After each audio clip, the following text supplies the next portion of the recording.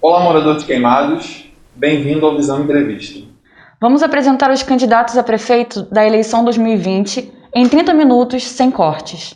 A Visão é uma proposta de serviço público atualizado. Nós analisamos 20 situações do nosso atraso e propomos 30 ações para o desenvolvimento de Queimados. Acesse visão2030.com. Lá você pode conferir os projetos dos candidatos e aproveita para responder a nossa pesquisa. O que transforma a cidade é a política pública. E para te ajudar a votar consciente, nós vamos passar sua visão.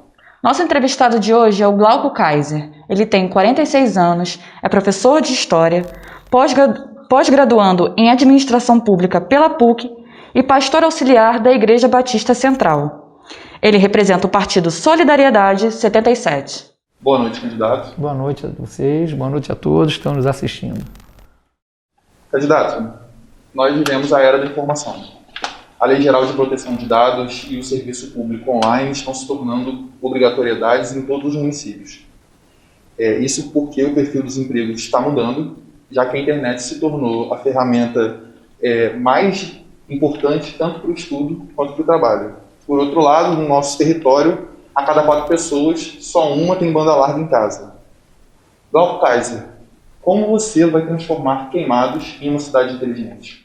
Então, você falou a questão da uma revolução tecnológica e de informação que a gente vem sofrendo ao longo de alguns anos, de algumas décadas, e Queimados, de alguma forma, parece que ficou um pouco atrás nesse processo histórico. Para você ter uma ideia, para a gente citar só a pandemia que a gente ainda está enfrentando, tá aí a Europa na segunda fase dela, a gente aqui durante essa pandemia, a gente não conseguiu, talvez, prestar um serviço à população adequado, sobretudo à população escolar, porque a gente parou com as aulas presenciais e a gente não teve a conectividade necessária para que esses alunos pudessem fazer pelo menos um atendimento à distância. Então a gente ficou e está ainda durante esses 7 meses sem qualquer tipo de comunicação virtual entre a escola e esses alunos e essas famílias que precisariam desse serviço, até porque para poder minimizar o impacto negativo que o aprendizado dessas crianças vai apresentar.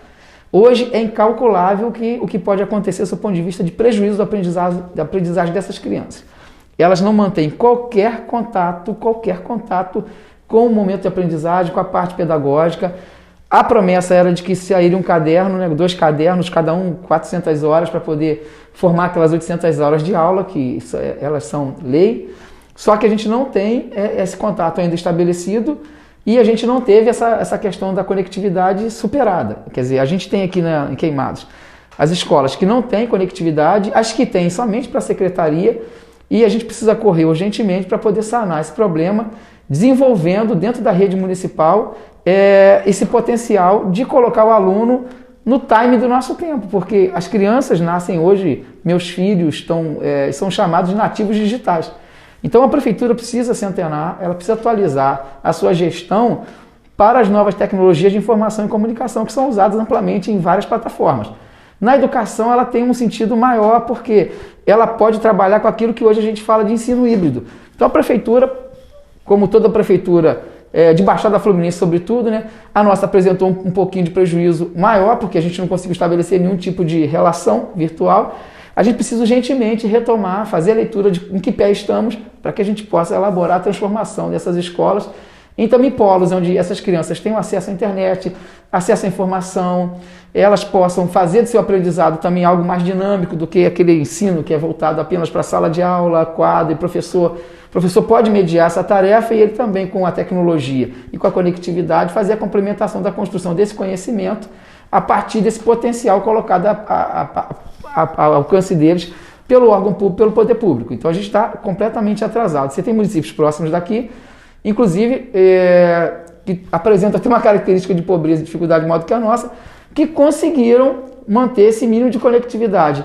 Infelizmente não é esse o nosso quadro e a gente precisa saber em que pé está, porque eu não tenho os dados certos de como que anda esse processo, se é só na parte da educação ou se no todo corpo da prefeitura, de todas as secretarias, se há esse mínimo de conectividade para que os serviços possam ser processados de maneira mais ampla, entendeu? Muito bem. Glauco, o desenvolvimento econômico é a alternativa mais segura para a superação das dificuldades que a cidade enfrenta. Desde 2016, Queimados está diminuindo cada vez mais os postos de emprego formal.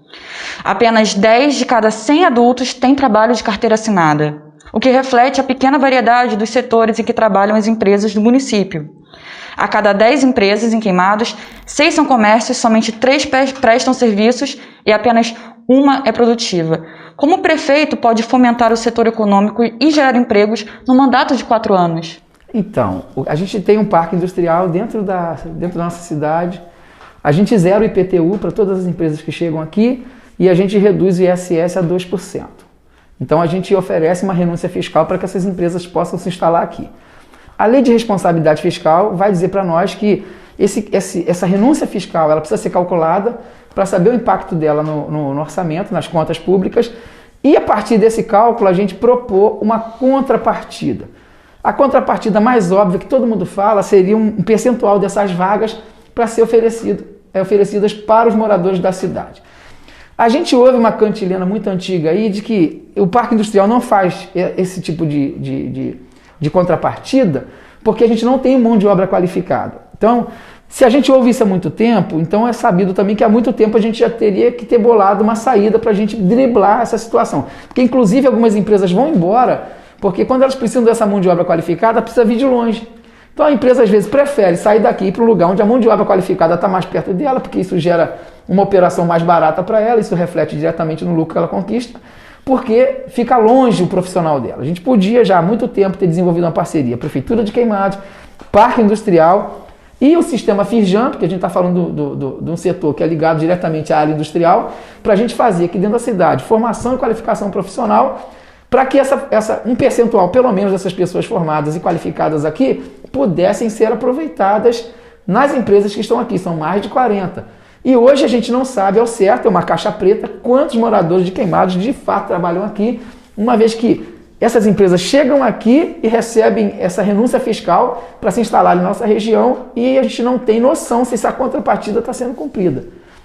Essa é uma área. Outra área é o seguinte, você vê que o setor de comércio na cidade funciona muito bem ao dia, com toda a dificuldade, apesar de a gente ver muitas lojas fechadas, à noite a cidade fica um deserto, porque a gente não tem uma alternativa comercial à noite, sob o ponto de vista de serviços, de restaurantes e tudo mais. A gente tem aqui 2 que são conhecidos, mas que a maior parte dos moradores da nossa cidade, quando querem comer alguma coisa diferente, saem daqui para qualquer lugar.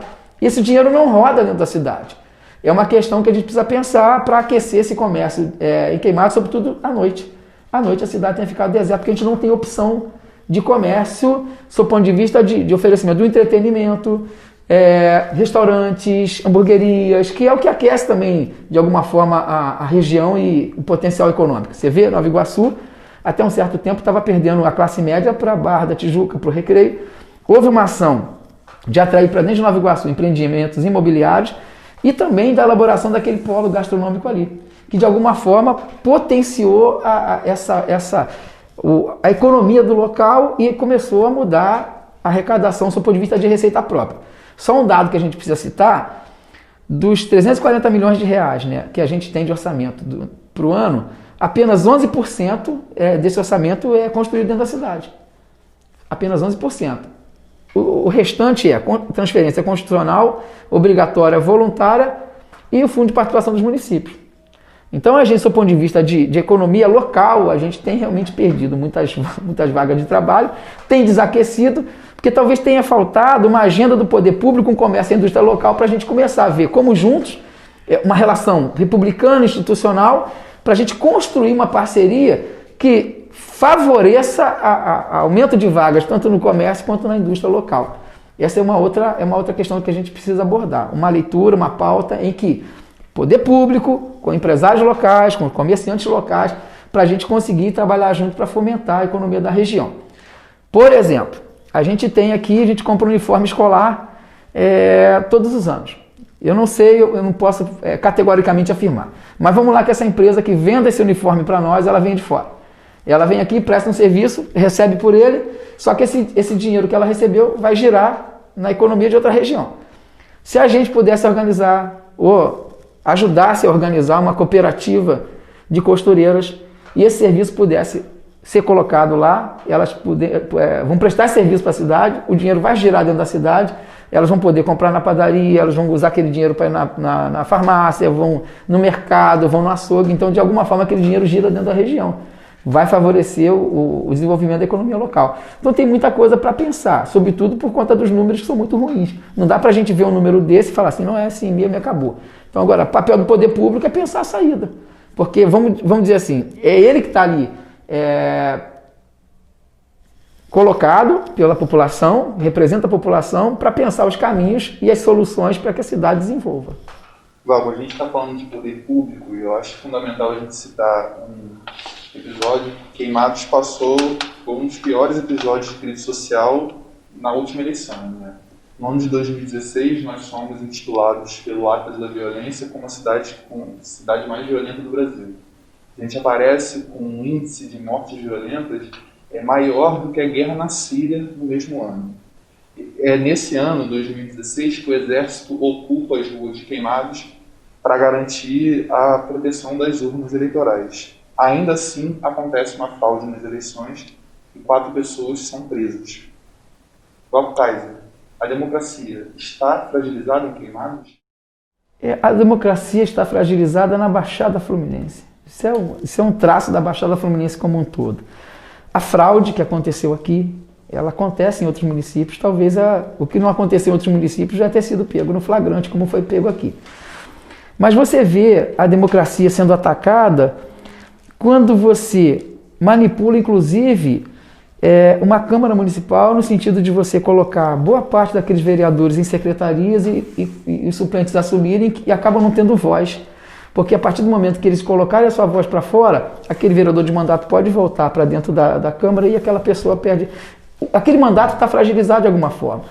Agora, o pior ataque à democracia que aconteceu em 2016, que representa talvez toda a tragédia de uma Baixada Fluminense, que é um vazio sanitário, é um vazio de uma educação pública de qualidade, é a manipulação eleitoral a partir do poder econômico, que é o que aconteceu aqui, o que acontece em vários municípios, e que se a gente não tiver um monitoramento nessas eleições de agora por parte do TRE, da Polícia Federal, dos órgãos que podem ficar à frente disso e ajudar no combate à compra e venda de voto, vai ser o mais do mesmo, porque quem sobrevive de compra e venda de voto não vai desistir agora de fazê-lo. Por quê? Montou um projeto que se organiza de 4 em 4 anos para poder ganhar a eleição. A preocupação, quando a gente anda na cidade, a gente percebe isso, não foi a gestão. Foi fazer política com máquina pública. E fazendo política com máquina pública, você deixa, como a gente sabe, 15% da região da cidade tem saneamento e o restante não tem. São pessoas que estão vivendo em bolsões de pobreza, numa carência que a gente chega a pensar, assim, que é uma carência criminosa, forjada, construída intencionalmente para que essa pobreza depois lá na frente seja muito mais suscetível a aceitar a grana para vender o seu voto, porque talvez para aquele indivíduo aquela é a primeira vez em que ele vai poder levar vantagem na política, ou sobre os políticos. Ele pensa que está levando vantagem, mas aquele cara está levando a vantagem sobre ele porque são mais 4 anos embarrigando ele. E são mais 4 anos de não chegar política pública naquelas regiões. E essas regiões onde a política pública não chega, que elas viram bolsão de pobreza, a gente sabe disso, são os locais ideais, né, para poder proliferação de crime e violência. Onde se instala o crime e a violência, não por característica das pessoas, mas porque a região, por conta do abandono público, outros indivíduos vão chegando, outras forças vão chegando e vão ocupando. Porque falta política pública de qualidade na área de educação, porque falta política pública de qualidade na área de urbanização, porque falta política pública de qualidade na área de saúde.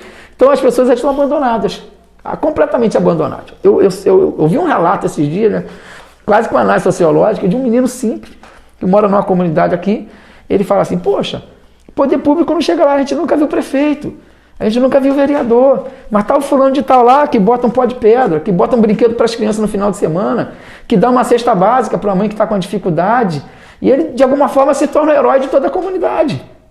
Então você vê que as pessoas que convivem nesse contexto, elas percebem literalmente que o abandono do poder público forja essa situação em que eles se tornam vulneráveis a essas presenças. Então, é complicado. A Baixada Fluminense tem essa característica. Infelizmente, em 2016 a gente viu isso acontecer. Até hoje não saiu sentença, e a gente não entende o porquê, já que há provas, há flagrante. E se não houver um tipo de monitoramento agora, isso pode acontecer novamente, na verdade, se já não estiver sendo planejado para acontecer. E aí você vê a democracia sendo atacada, porque se essas pessoas não se garantem porque não ofereceram um projeto de cidade, elas vão comprar a sua entrada no poder público mais uma vez, a sua reentrada no poder público, às custas do sacrifício de uma população inteira, porque no final das contas quem banca isso somos nós. Glauco, nós sabemos que os cargos públicos, principalmente os eleitos, existem para que todas as camadas sociais sejam representadas. Mas são somente 2 vereadoras e 7 secretárias entre 46 cargos de liderança pública. Os pretos também são minoria na gestão, um número que sequer foi oficialmente contabilizado. Candidato, que ações o poder público precisa realizar para promover a igualdade social na administração? Então, a primeira presença a ser pensada no poder público é a competência técnica para ocupar o espaço. Eu acho que é a primeira leitura que a gente precisa fazer. Ocupando esses espaços com presença de pessoas que são profissionais capazes, competentes. A gente estava conversando um pouco mais cedo aqui do quanto o município de Queimados tem perdido recurso porque não conseguiu executar o recurso, não cumpriu pendência e o recurso foi embora. Então, o primeiro dado, sim, é o dado de que falta, às vezes, um profissional competente capacitado para ocupar o espaço. Agora, a gente não é uma leitura no sentido de que se escolheu um em detrimento de outro. Se a gente tem à disposição da gente, e aí é o seguinte, cada grupo que monta o seu staff, né? Eu tenho o meu staff, que eu já tenho pelo menos umas 3, 4 mulheres que vão incorporar a sua ação profissional dentro de uma estrutura de prefeitura. Não tenho todo o corpo montado ainda, mas estou vendo as pessoas e eu penso no sentido de que o profissional competente, o profissional habilitado, o profissional que tem gabarito para poder ocupar aquele espaço e fazer aquele setor, aquela pasta funcionar. Agora, pensar que a gente faz isso criando uma relação de detrimento entre homem e mulher, eu acho que assim, depende de quem está à frente da montagem da equipe. Tem pessoas que realmente possam ter essa olhada, que diferenciam um do outro por conta do gênero. Eu, no meu caso, eu não vejo problema nenhum. Se a tua competência te habilita a estar no espaço, vai estar no espaço. Eu acho que o critério maior é competência técnica e capacidade. Porque aí a gente consegue tocar o projeto, que é o projeto de cidade que a gente está construindo. Agora, se for homem, se for mulher, se for negro, se for branco, isso aí é diferente. O que marca é a competência do indivíduo para ocupar o espaço. Eu acho que qualquer coisa fora disso, a gente fomenta, talvez, aquilo que a gente quer combater. Glauco, mesmo antes do coronavírus, Queimados já sofria com as epidemias. O nosso calor beneficia a proliferação de mosquitos e acaba resultando numa série de doenças que Queimados conhece muito bem. Nós estamos em 350 cidades com mais mortes por doença hoje, segundo o IBGE. E aí a gente tem um dado ainda mais grave, que é a falta da atenção básica. A cada 100 moradores de Queimados, apenas 42 recebem serviços básicos de saúde nos postos de Queimados.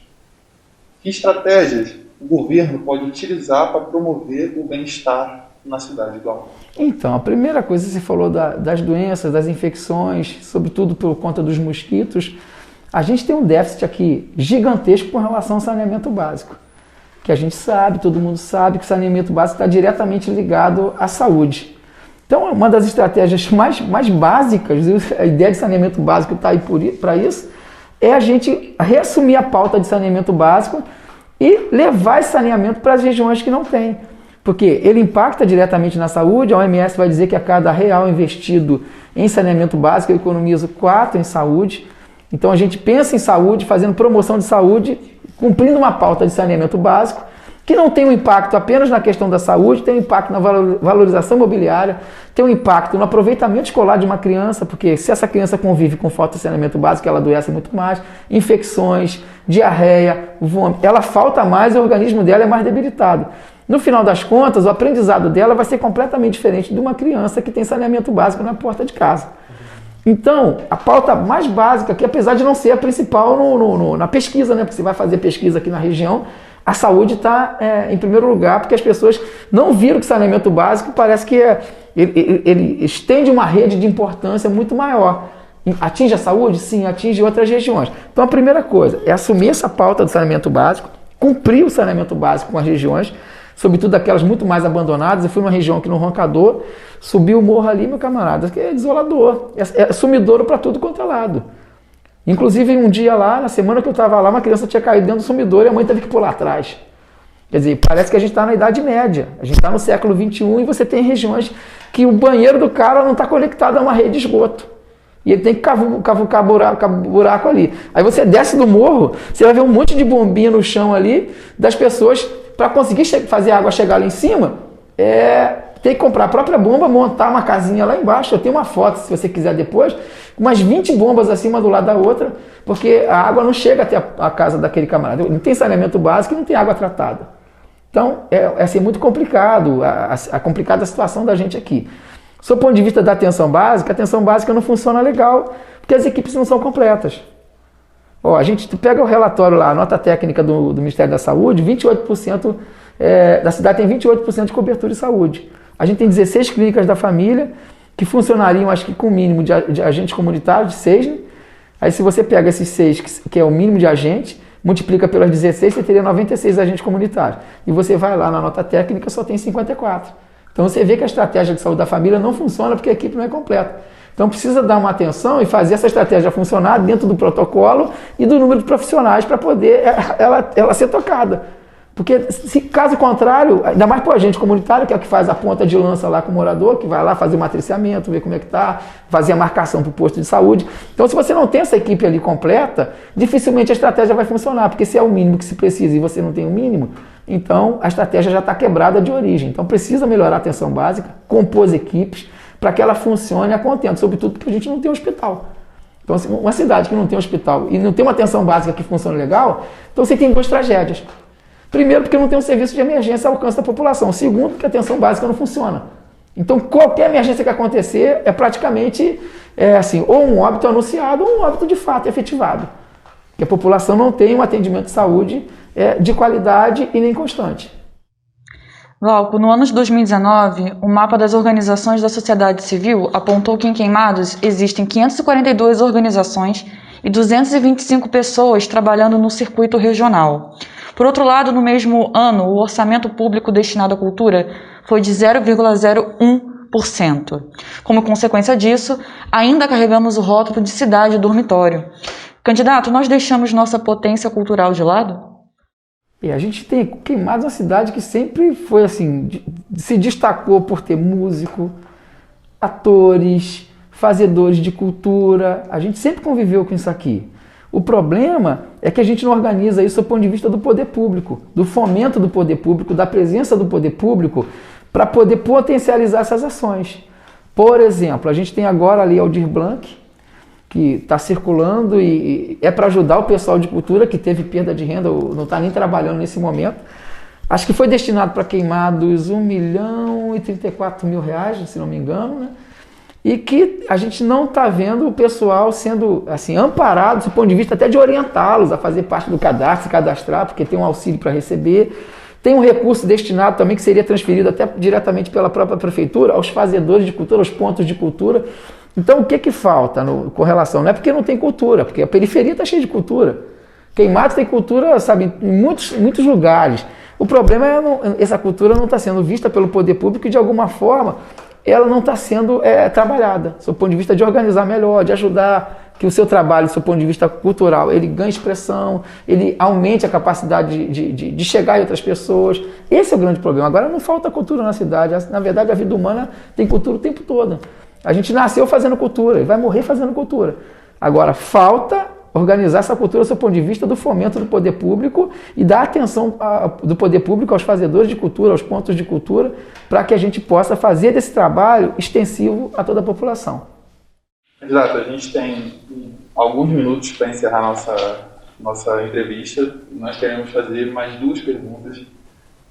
São perguntas curtas, mas que são muito importantes. A primeira é que essa eleição é a eleição mais concorrida da história de Queimados, né? São 10 candidaturas que disputam o eleitorado para prefeito, mas as pesquisas têm apontado uma concentração grande apenas em 2 candidaturas. E eu agora quero te perguntar, Glauco Paiser, você está concorrendo para ganhar as eleições de 2020? Eu acho que ninguém que está participando da eleição, nenhum candidato pensa em não ganhar. Vou falar de mim, a gente está na rua 24 horas por dia, sai de manhã, faz a caminhada, faz encontros, conversa e a ideia é de ganhar a eleição porque a gente tem um projeto de cidade construído e tem uma equipe praticamente montada, não toda ela, mas parte dela montada para que a gente faça esse projeto ser tocado. Há uma intenção clara de fazer esse jogo da polarização, né? São grupos poderosos, a gente não pode negar isso. São grupos que trazem consigo uma gama de apoiadores que estão ali por trás fomentando economicamente para que essa polarização ela tenha essas caras. O nosso trabalho está sendo feito, a gente está crescendo bastante e o que se quer, né? Talvez na verdade é apagar isso de alguma forma, atacar essas candidaturas que talvez não favoreçam a essa polarização nesse momento, para que essas pessoas ganhem essa visibilidade e consigam concentrar o interesse eleitoral. A gente está num momento tão importante da história da cidade que quem anda na cidade de fato e tem coragem de andar na periferia e botar o pé na lama, percebe que o desejo de mudança é muito grande. E o que falta, na verdade, é a população aos poucos ir se despertando eleitoralmente, porque você tem uma população assim cansada de votar, porque é o que eu estou encontrando pela rua. E despertar esse coração cansado e frustrado talvez seja o grande desafio. Agora a gente está na rua, praticamente eu estou aqui, já saio daqui para uma outra reunião. Então a gente está 24 horas na rua, conversando com a população, explicando as propostas da gente e mostrando que essa talvez seja a grande oportunidade em 12 anos que a gente tem para mudar a máquina pública e não mudar só do ponto de vista político, mudar só do ponto de vista de gestão. Uma máquina cara, com 29 secretarias, uma máquina que joga 95% do orçamento em despesa corrente, uma máquina montada eleitoralmente, né, montada para fazer eleição, e a gente perdeu a capacidade de investimento em áreas sociais importantes, na educação, 1.500 crianças fora da sala de aula, a gente só tem 3 creches atendendo 153 crianças, só que o IBGE apresenta para nós que a gente tem uma população de crianças de 0 a 4 anos de quase 10 mil pessoas, de 10 mil crianças, que não tem atendimento, cidade dormitório, essas crianças estão aonde? E a escolarização importante que a primeira infância demonstra para a gente, estudiosos vão dizer que essa criança da primeira infância, 0 a 4, 0 a 5 anos, constrói ali cerca de 80% da sua inteligência naquele momento. Então, os pais estão precisando sair para trabalhar, não tem o atendimento público dessas creches, elas estão aonde, como é que fica esse processo de escolarização dela. Então a gente está lutando para mostrar isso para a população, porque é o seguinte, não basta mudar de rosto, né? Porque se você muda de rosto e no final das contas quem vai entrar tem a mesma forma de gerir, de organizar a máquina pública, no final das contas a gente troca 6 por meia dúzia. Agora, a gente veio num grupo, a gente está no Partido Solidariedade, é apenas um partido. Hoje o nome da gente cresce muito, não é à toa que a gente está sendo atacado de todos os lados. Não tem uma candidatura quase hoje que não ataca a gente. Então a gente vem sendo atacado, isso é um sinal assim, é ruim no processo democrático, porque lida com mentira, lida com engano, lida com a tentativa de desconstrução moral e política, mas é um ponto positivo também, porque mostra que se as atenções se voltaram nesse sentido, eu não vou falar mal de adversário algum, não vou citar nome de ninguém para falar nada, eu vou falar da minha proposta, mas se de alguma forma eles se voltam para a gente para falar alguma coisa negativa, que não tenha fundamento e não é um debate público nem democrático, é sinal de que o nome da gente está crescendo bastante. Então a gente vai tocar fogo, a gente vai para dentro, vai fazer a luta que precisa ser feita e a gente vai para ganhar a eleição. Nós temos pouquíssimos minutos, então eu vou fazer a última pergunta. Glauco, nós estamos iniciando uma década de desafios. Os movimentos de política pública estão se organizando ao redor de agendas de desenvolvimento que apresentam planos e metas a serem alcançados até 2030. Na nossa cidade, além dos planos de governo de cada candidato, temos o Plano Diretor 2019, a Agenda Queimados 2030 e a nossa visão 2030.com. São perspectivas de futuro para o nosso território. Nós queremos saber a sua visão. Qual é a Queimados que nós vamos construir em 10 anos? Então, a Queimados que nós vamos construir em 10 anos, a gente tem um plano de governo que não é um documento dogmático, é uma proposta de trabalho, mas essa Queimados que a gente quer construir, a gente precisa sentar e fazer o diálogo sobre ela. Porque você traz com vocês uma gama de informações que às vezes a gente não tem acesso e até de soluções. E a gente precisa sentar com as entidades que representam esse desejo de mudança, de uma Queimados melhor, que gera emprego, que gera renda, que vença os déficits aqui de política pública nas áreas sociais como educação, saúde, segurança, urbanismo, saneamento básico, porque a gente vive o paradigma da complexidade. A solução não está em apenas uma voz, a solução está na construção de uma proposta de cidade que seja pensada por quem está realmente preocupado com ela.